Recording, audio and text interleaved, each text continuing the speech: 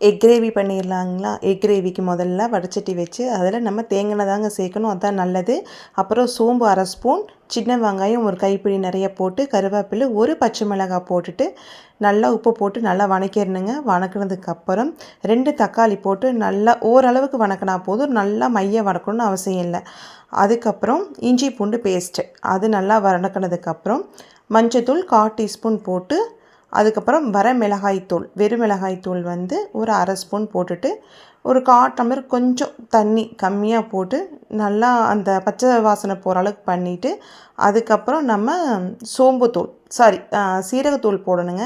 சீரகத்தூள் போட்டு வறுத்துட்டு, அதுக்கப்புறம் கொஞ்சம் பெப்பர் தூள் போட்டு அதுவும் வறுத்துட்டு, நம்ம பாயில் பண்ணி வச்சு 2ஆக கட் பண்ணி வச்சுருக்கு இல்லைங்களா முட்டை, அதையும் போட்டுட்டு நல்லா வறுத்ததுக்கப்புறம் மறுபடியும் பெப்பர் தூள் போட்டு கொஞ்சம் நல்லா மறுபடியும் கொஞ்சம் பொடி பொடியாக கட் பண்ணி விட்டோம்னா இன்னும் அந்த சப்பாத்தியில் நம்ம தொட்டு சாப்பிட்றதுக்கு பீஸ்